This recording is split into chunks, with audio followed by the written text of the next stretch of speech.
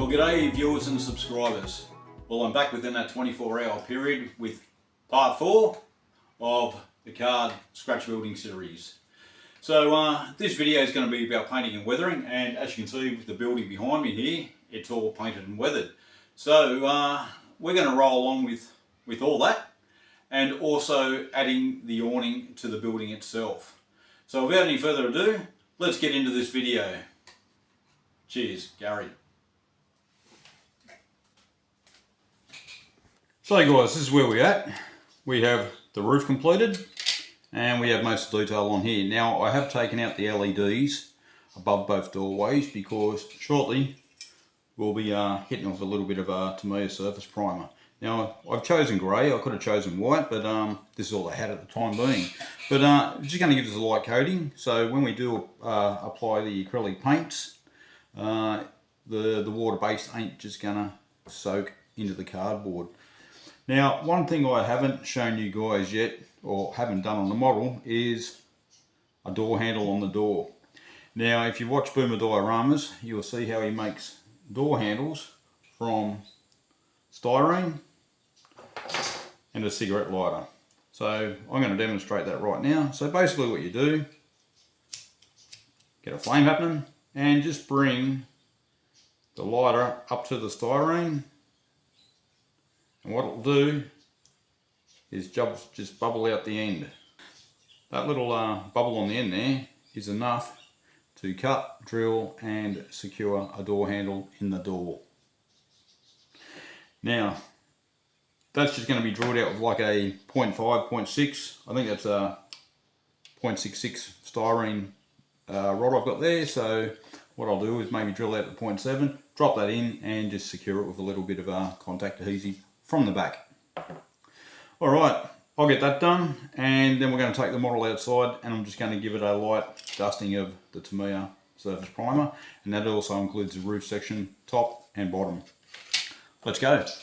Now we've got everything primed up and the little door handle placed there, we're pretty much ready to paint. Now the roof I'm going to do a separate colour. As you can see, I've also airbrushed, or rattle can the brick wall around the outside at the same time as I'd done the building. Now what I have done is mixed up a little bit of acrylic white, some skin tone base, and this one called sand. Now what it's given me is a nice sort of you could say apricot colour, which is very similar to what this building was back in the early 2000s. So we're going to start painting it, and the way I do it is pretty haphazardly. We're just going to start on the front face here, so I'll just load up my brush, and you're basically going to be going up and down. Now don't worry too much about the paint going on, because to get that concrete look that I have, it's done by painting in different directions after each coat's dried. And one thing about painting buildings, if the prototype is a really intense colour, for instance if it's like the blue on this container here, lighten it a little bit. It'll reflect so much better on the layout when the colours are toned down a bit. So as you can see here, going onto the grey, it's not as bright as what the prototype would be. Here's a photo. And I'm sure once this is all painted up and done, placed on the layout, it's going to have a nice effect. One thing about these buildings too, as I carry on here, is everything's painted the one colour. So your roller doors, personnel doors, conduits, everything like that was all painted one colour. So anyway, I'm going to carry on with this until we get to the second stage of painting. Alright, as you can see, I've got the first coat on. Now, all of the strokes I'd done were vertical strokes, so up and down this way. That's important to do. So our second coat, we're going to go horizontal. Now, the paint here looks a bit haphazard. It doesn't look full in colour, but that's fine because that'll help with the weathering stages. what we're going to do now is I'm just going to start from this end, and I'm just going to start brushing backwards and forwards in the opposite direction. What this does is closes in some of the gaps, but it also gives you that concrete look.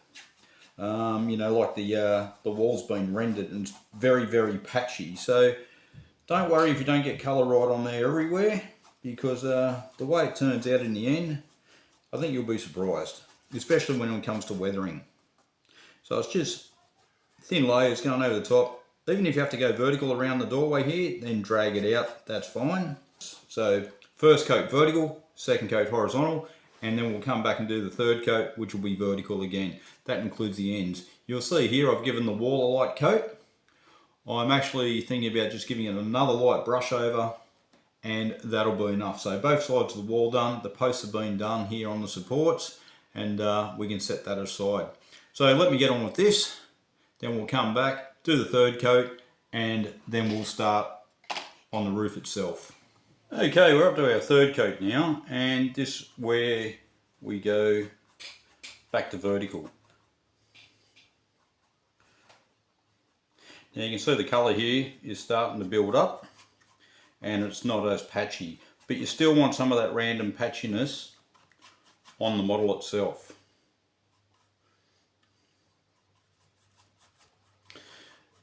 You'll probably notice that there's a few streaks of orange in there that looks a little bit brighter. That's because I've just added some more water and stirred this again, because it wasn't 100% stirred. The colours weren't mixed properly before, but that's not an issue.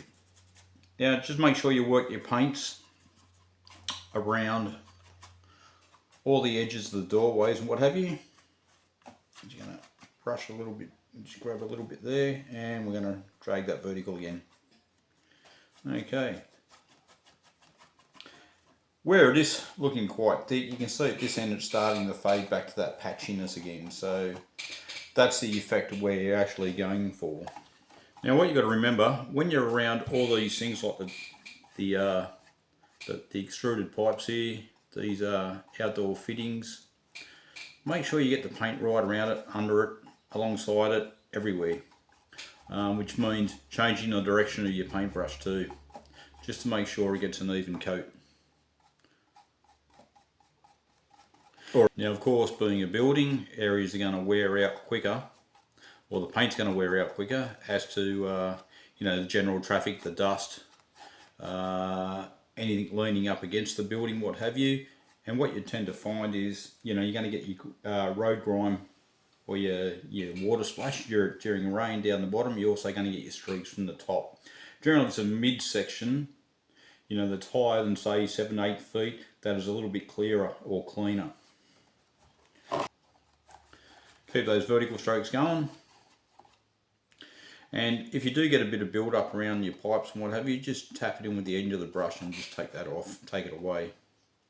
You know, it will eventually disappear, but when it comes to weathering, around the door frames itself, around these sort of pipes, these sort of fixtures on the building here, is where you're going to get some runoff, or dusty runoff anyway. So let's just keep painting this along. Vertical strokes, keep it going, keep it moving, keep the paint moving, that's the key. And don't worry about if it's not consistent, or the colour's consistent right throughout the model anyway. Go over those doors again, and just watch out for the build up inside these apertures.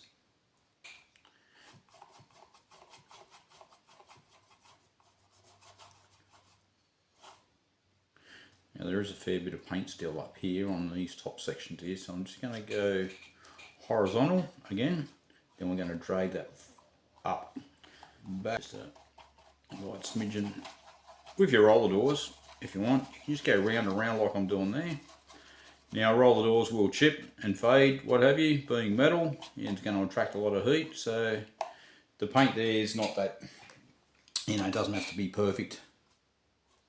But the rest of the building, you know, we're just gonna keep going up and down, up and down, up and down until we get the desired effect. Now you can see, I don't know if you can see that, but there is some build up in the door here. So we're just going to use the end of the brush and pick that out. Just basically in, just wipe it off, in, wipe it off, and we'll just go back the other way, tap that in and remove it all together. Well, that's similar sort of colour to the original one. The original building is much more salmon than that, but this will be fine because once the weathering goes on, it's going to knock a lot of this brightness out of the model itself. So the next thing to do is just the ends again, and once again, vertical strokes. Now, something I didn't mention before, earlier when we were painting the model, is make sure you do the raised section of the roof across the top here. And what I tend to do is just paint this whole area in one go. You don't have to paint the roof itself because we're going to do that in a variety of greys. We're actually going to flood some water in there as well to get that murky sort of dirty water weathered roof look. Now when you are painting this top section, just have a look at what paint actually flips over this edge here. So you may want to just do a couple of vertical strokes back over the whole model just to take any build up that you may see happen along this top lip here.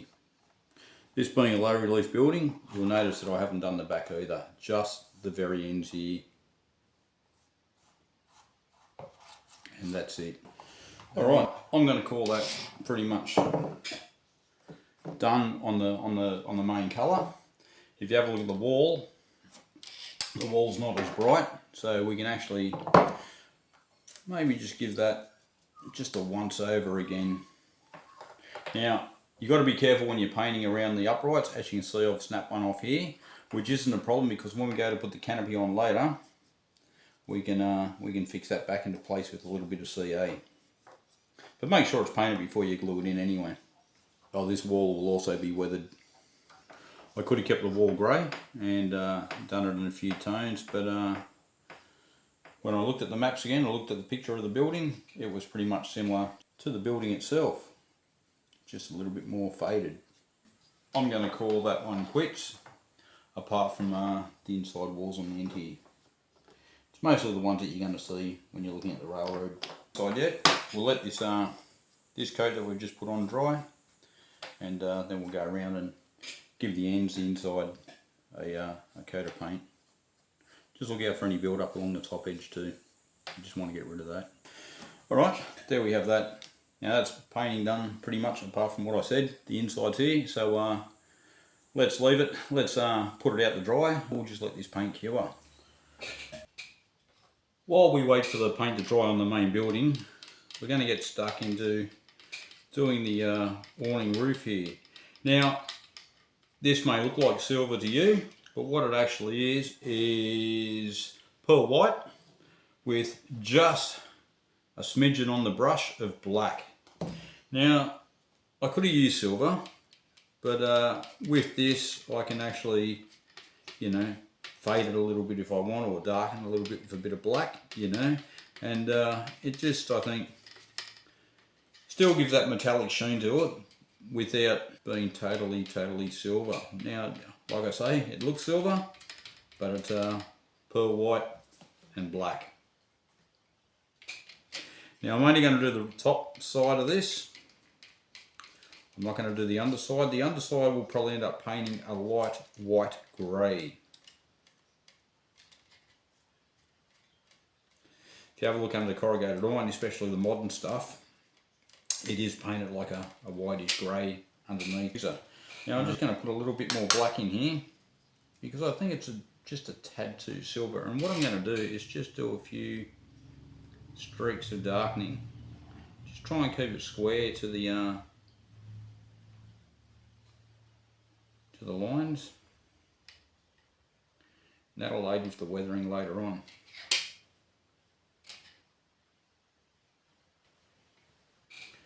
I'll just go a little bit more black in there. So as you can see, I only pick up a tiny little bit on the end of the brush just to darken it and just mix it in. Great way to make your silvers for, you know, even locomotives. You want to just darken things down a little bit, you know, on door handles and what have you. Yeah, just a bit of a pearl white and a little bit of black, and away you go.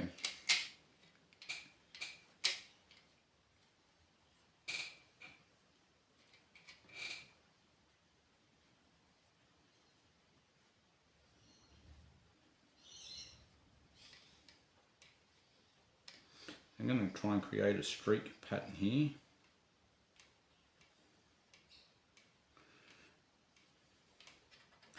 As you can see there, it's starting to show up in the light there a little bit more. Just want to try and create the lines to be quite parallel to the corrugation lines. Just watch out for build up like here. If you're going to get build up, just wipe your brush down on a piece of cloth and just drag down what you see build up along the edges. There we go. Now I'm going to leave it at that. We'll see how it dries, and in the end, or towards the end, we'll weather it up with some weathering powders, isopropyl. This is pretty much touch dry, and we can start on the roof now while we wait for the corrugated iron to dry out. Now I've taken the same lid that I had before, put a little bit of white in there, not the pearl white, just straight out white, and a bit of black. And we're just going to paint in the rooftop. What we're doing is we're putting down a base colour first over the primer, which is a darker grey, and then we're going to be flooding it with whites and what have you to get that nice mottled look on the roof. We do want to allow this to dry before we go to the next stage. As you can see, there's a bit of black in there. Don't worry about that. I'm actually going to turn this around so I can get into the corners and up against this this ridge here along the, or parapet along the edge of the building. It's going to be a lot easier for me. Now we're just going to take the brush. Now the reason I'm doing it with a brush is not everybody owns an airbrush, so I thought if I do it this way, do it the simple technique for painting these sort of things, anyone can have a go at it.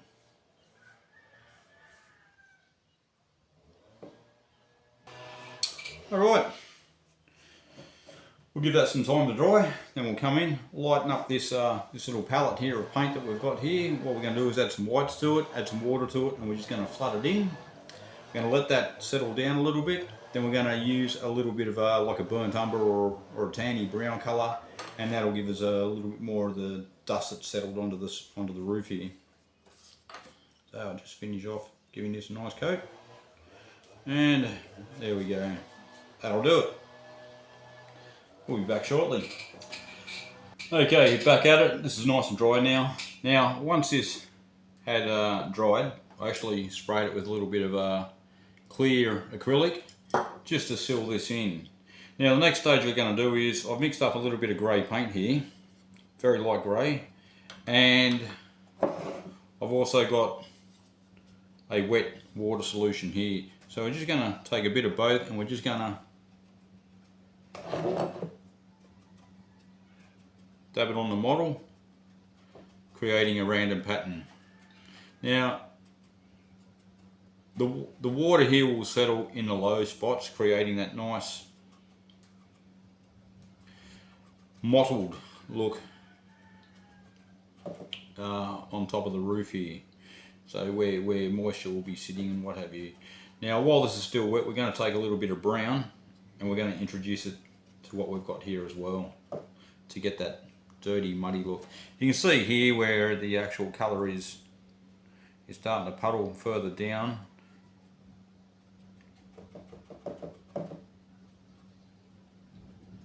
Creating this nice effect.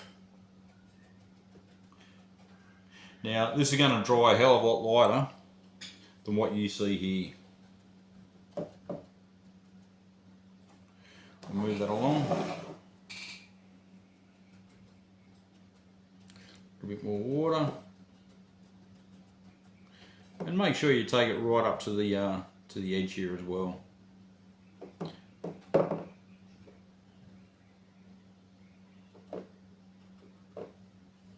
And just wipe the top of the yellow off there.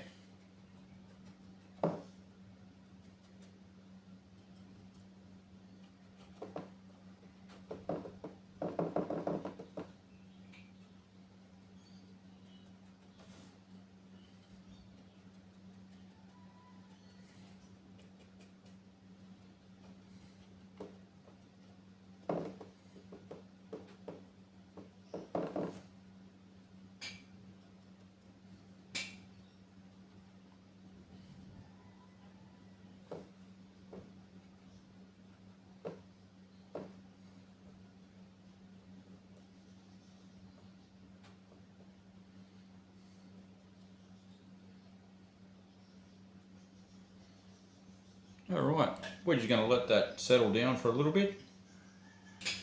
So I've just got this Joe Sonia's here. It's brown earth, and I'm just going to use a little bit of that to add to the colouring we've got here. And what I'll probably end up doing is just taking a little bit on the brush and just mixing it in with this water here.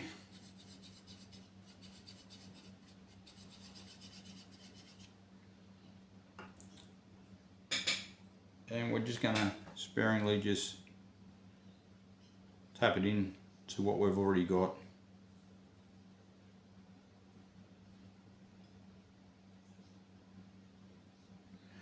The colours will flow.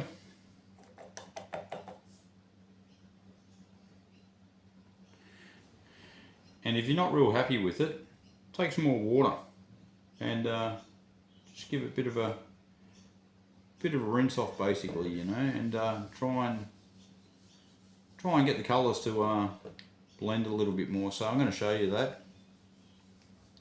So you can imagine where these deeper puddles are, that's where it's going to catch the dust and the debris and all that. So in these larger areas, you're going to have a little bit more colour. And especially up against the edge here of the building. We'll throw in a little bit of brown in there as well. Now to create a little bit of depth in that, a little bit of black on your brush. Same in with the brown again, not a lot, and you can just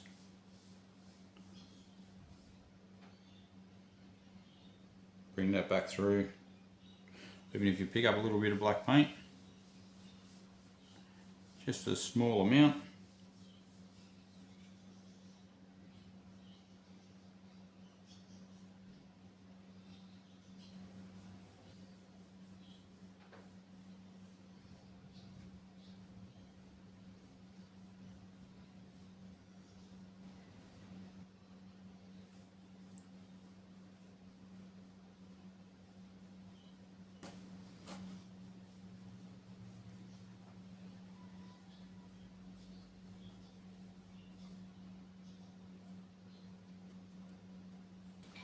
Always have a tissue handy so you can wipe some excess off here, and if you're not happy, just take off some of the paint or some of the wash, you can call it, with the brush and just feather it out a little bit more. This is a good technique if you want to put a fade on the paintwork on locomotives or boxcars. It's like any weathering, you know. Put it on, wipe it off. Put it on, wipe it off. Put it on, wipe it off. Same sort of technique. But we're not. Now you can see what sort of effect that's starting to give us now. So with that, I'm not going to touch it anymore. That's it. And let's see how it looks when it dries. Actually, if you have a look down this end, we've got a bit of a fade there. So I'm just going to pick up a little bit of the light grey again and just dab in there, followed by a little bit of the black. Just to hide that yellow coming through there on that edge. That'll do it. All done. Let it dry. Don't touch it again until we're ready to weather the front of the building, which is done with thin washes, thin colours and powders. Well, as you can see, the colour here that we put on earlier has all dried and created that mottled finish, which is pretty good for a rooftop. Now, the next thing we're going to attempt or go on with is applying a wash over the paint we've got here. Now, it's going to be done in the same vein as this. We've got this light grey here, we've got some water as well, and we're going to dampen our brush, pick up a little bit of paint, and we're just going to streak down to create some runoff. Now, yeah, it may look a little bit hairy going at first, but this will actually tone the model down a bit. Now it's all vertical strokes, no sideways strokes, horizontal strokes, all vertical. Now you will get a little bit of build up along the top edge here, and what we'll do soon is we'll use a tissue and we'll just absorb some of that up. Now you can change the variation of colour here. You can go on a little bit thicker in places and thinner in others. it won't really matter, because what it is creating that real weathered wash down look on the model.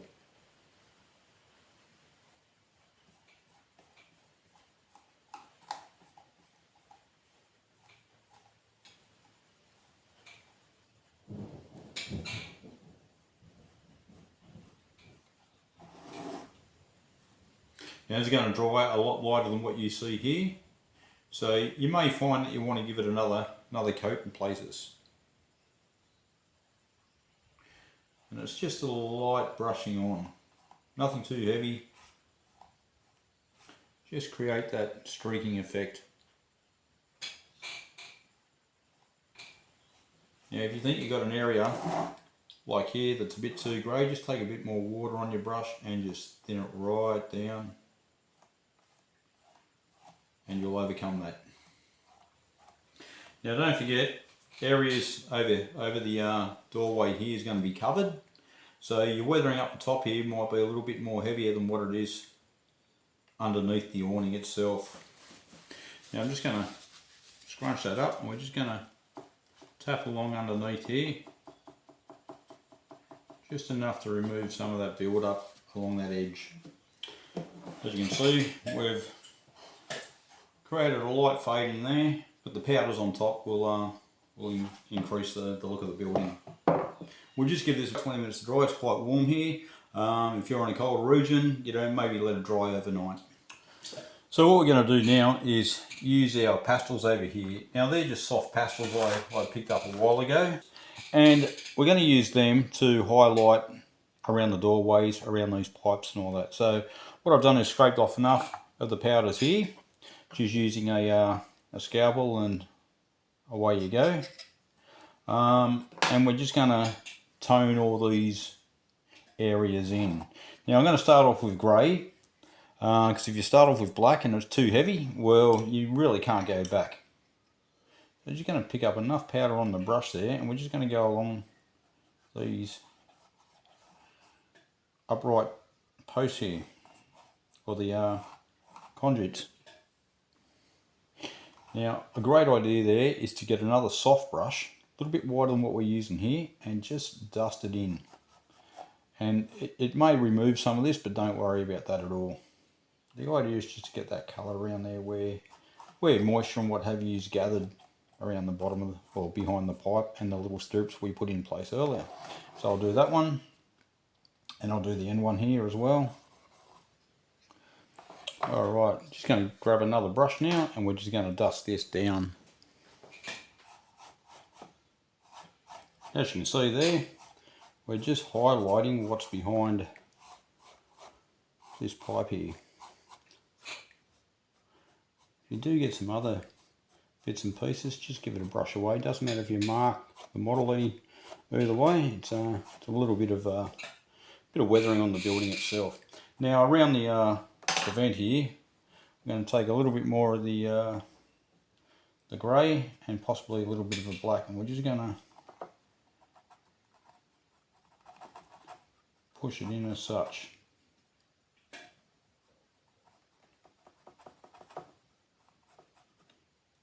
Like so. Then we're going to take our brush and we're just going to drag it down to give it like that. It's blowing dust and whatever out of the building and down the side of it. Now I might darken that in just with a smidgen of black, and when I mean a smidgen, I mean a smidgen, a very small amount.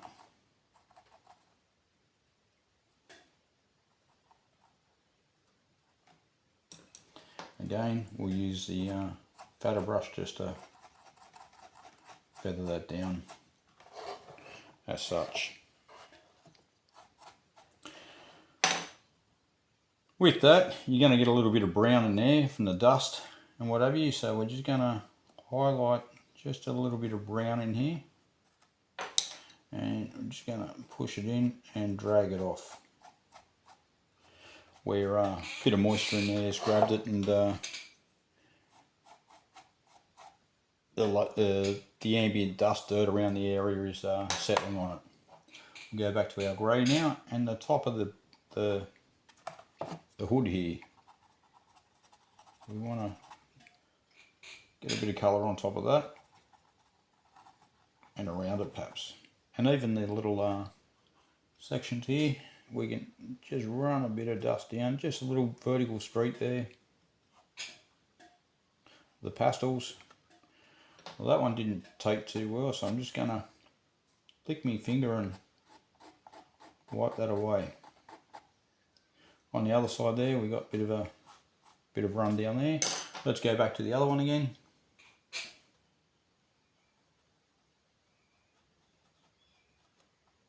Add a bit more on that side.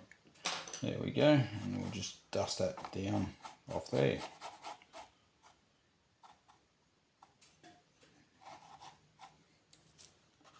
Areas around your door frames and what have you, again, you can actually take it. You can even take a little bit of black there as well, but we're just going to feather up around the edges. But we'll use the grey again. And black should only be used sparingly. Don't forget our door at the opposite end.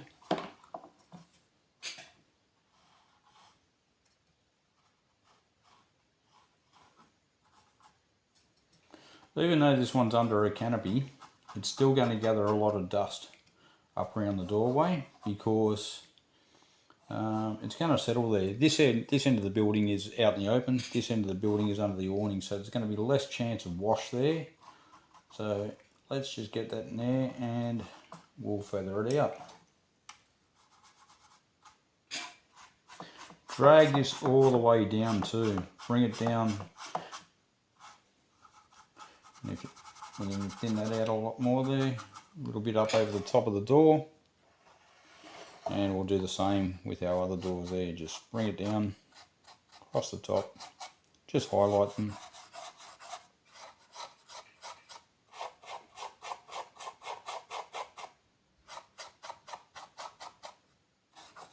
Great thing about pastels, if you're not too happy, take a tissue, just dampen it, and you can just wipe a lot of it away. Now you can see we've transformed this building from that sort of gaudy orange salmon colour to a much more subdued colour, and just change things a fair bit. I'm just going to take a bit of water anyway, and we're just going to wash away, take away just a bit around this door here.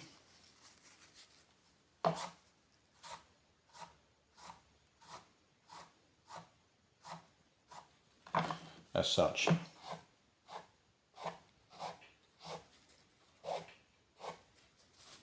Just to thin it down a little bit.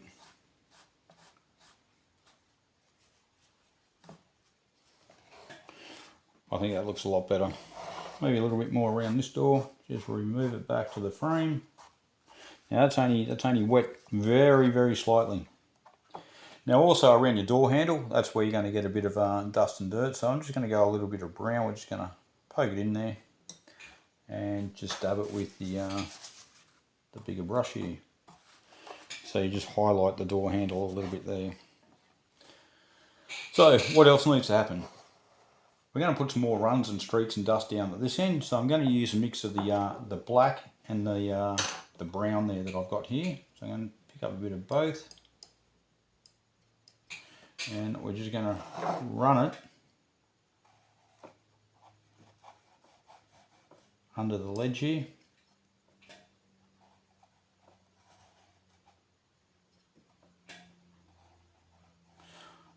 The reason I'm using a black and a brown is because what you want to also encourage is the rust streaks from the frames here on the around the doorway. So that should be enough there. Again, we're going to drag that down. And of course it's always going to be dirty around and under these openings here. So I think that's plenty there because, like I said before, it is undercover. Last but not least, our roller doors need a little bit of rust on it. So what I'm choosing for that is XF9 Whole Red. Just going to give that a shake, and we're going to take a very fine brush and we're just going to touch some of the corrugations on these doors. You can even put a little bit of rust on the vent there as well. Now you want to use this sparingly, don't use too much. Just basically enough on the brush that you can just touch these corrugations here.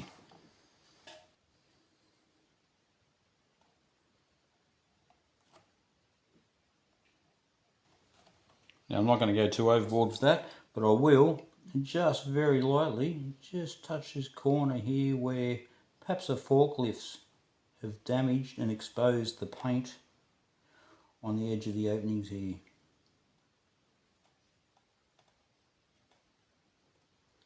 Now if you think you've got too much, just give it a smudge with your finger like that, and what that'll do is create that nice run in the paint, like the rust is actually seeping away down there. We'll just put a little bit around the top of the personnel door here, where it may have, you know, the frame's come apart there a little bit over time, and we'll just give it a little bit of a brush on these corners here as well.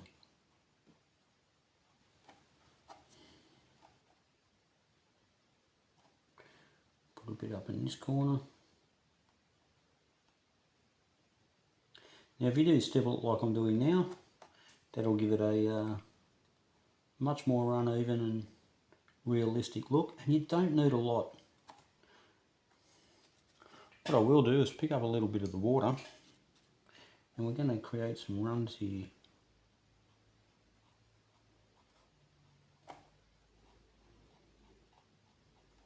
On these rust marks that we've already put on, all we're doing is just creating fine, not too bright streaks where when the roller door is in the up position, or the down position I should say, it's creating a bit of rust weathering. Now if you take a bit of water and you just flood a little bit of colour in,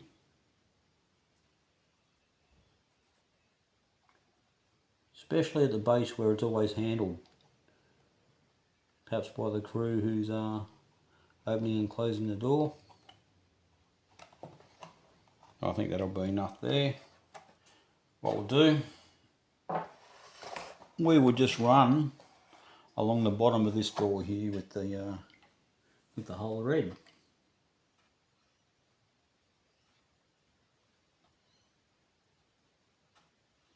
And also do our edges here as well, and tap in a little bit of rust in other places. I'll turn that around so I can get to this other edge.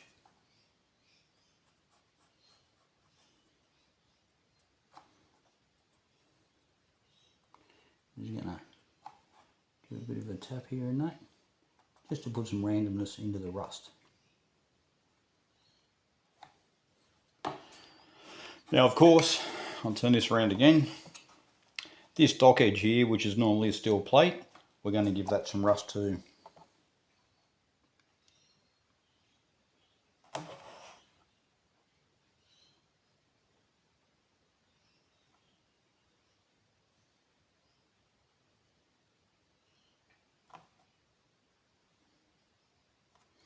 And we're just going to, almost like a dry brush technique, because the paint's starting to dry up on the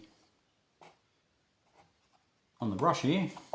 Just going to feather that in, and I guarantee, give it the old 3 feet rule, it'll look effective enough.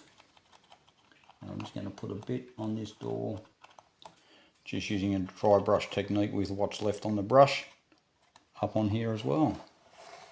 Let's go back to this door and maybe give it another scraping over, just a dry brush technique, just to take the shine off that door. Look, I'm not going to do any more to that. I'm thinking this is not looking too bad at all.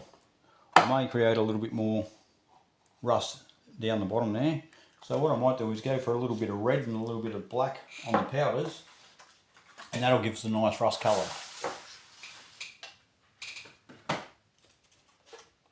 We've got this nice orange here, so I'm going to give that a shot. I'm going to swap brushes again.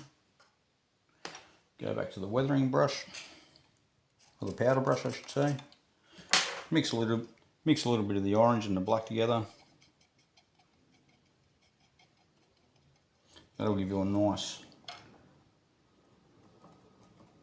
rust colour.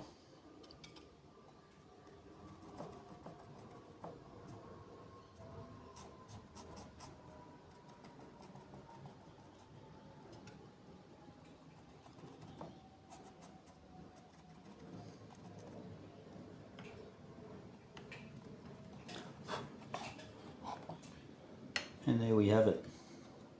Take a little bit of that colour and just poke it into the doorway here too. I might use the wider brush here and just pick up a bit of that, and we're just going to splotch the concrete.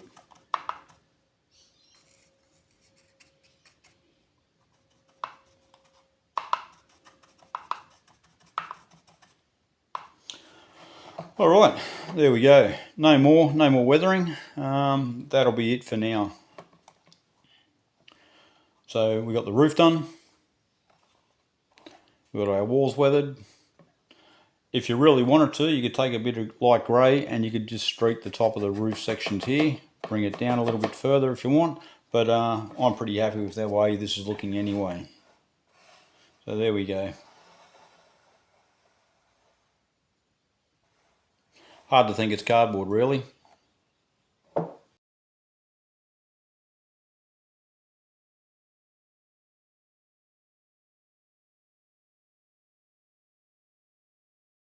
I had a bit of an error with the phone earlier when I was recording putting the roof on. So the actual battery died and I didn't realise because I've got it set on silent so I don't get any phone calls or messages come through while I'm recording. So I do apologise, but I'll talk you through how I put the roof on anyway.